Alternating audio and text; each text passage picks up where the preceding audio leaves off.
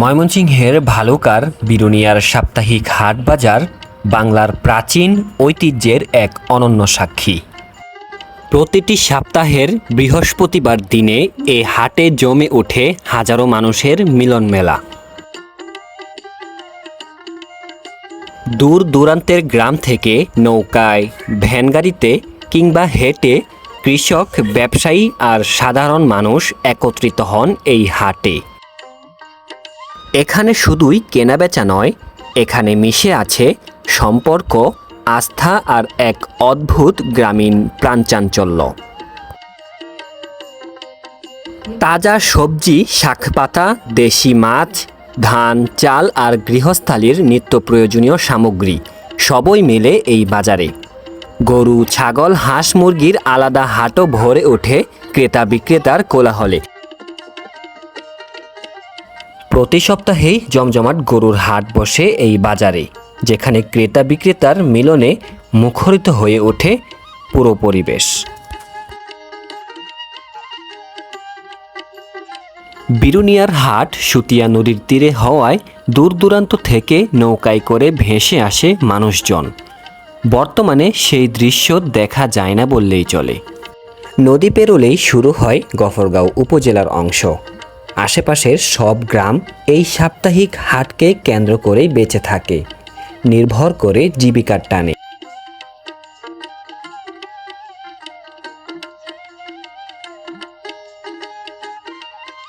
বিরুনিয়ার জমজমাট হাট, চারদিকে কোলাহল আর লোকজনের ভিড়। হাটের একপাশে আলাদা করে সাজানো হয়েছে হাঁস মুরগির মহল। এখানে সারি সারি খাঁচায় লাফিয়ে বেড়াচ্ছে মুরগি, কেউ বা রেখেছে হাঁস। হাঁসেদের ডাকাডাকিতে যেন হাটটা আরও সরগরম হয়ে উঠেছে।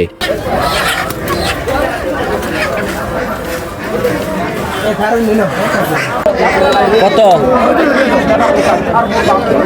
1400 টাকা। সোনালী আঁশের দেশ হলো বাংলাদেশ। পাটের প্রাচুর্য এবং পাট রপ্তানির মাধ্যমে বিপুল পরিমাণ বৈদেশিক মুদ্রা অর্জনের কারণে বাংলাদেশকে এই নামে ডাকা হয়। কৃষকের ঘরে ঘরে মজুদ থাকে সোনালী আঁশ পাট। গ্রামের হাট বাজারে তাই জমে ওঠে পাট কেনাবেচা। কেউ বিক্রি করছে নিজের ক্ষেতের ফলন, আবার কেউ কিনছে বস্তা বুনতে কিংবা ব্যবসার জন্য। বিরুনিয়ার এই হাটে সাজানো রয়েছে গ্রামের শিল্পীদের হাতের বোনা বাঁশের নানান কারুকার্য। দৈনন্দিন জীবনের ব্যবহার্য জিনিস থেকে শুরু করে শৌখিন সাজসজ্জার উপকরণ সবই মিলছে এই হাটে।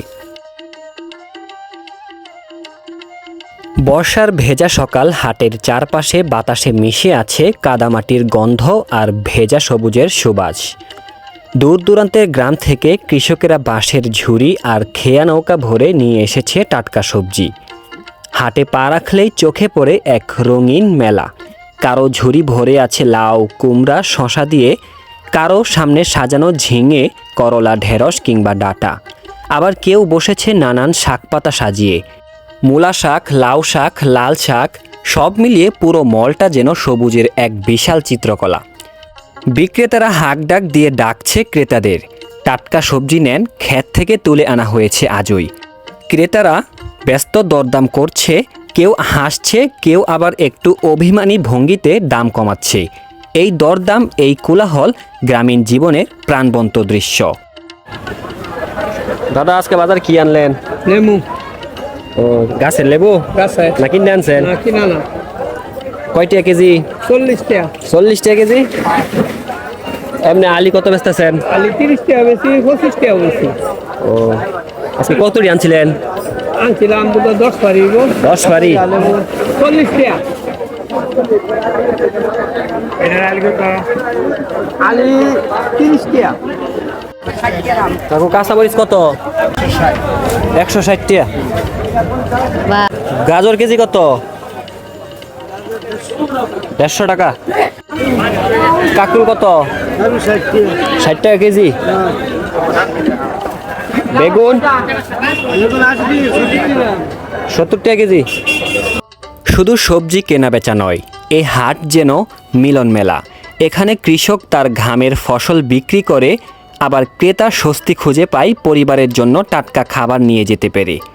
বর্ষার হাটে সবজি মল তাই শুধু বাণিজ্যের জায়গা নয়, এটি মানুষের সম্পর্কের বন্ধন, প্রকৃতি আর জীবনের টাটকা স্পন্দন।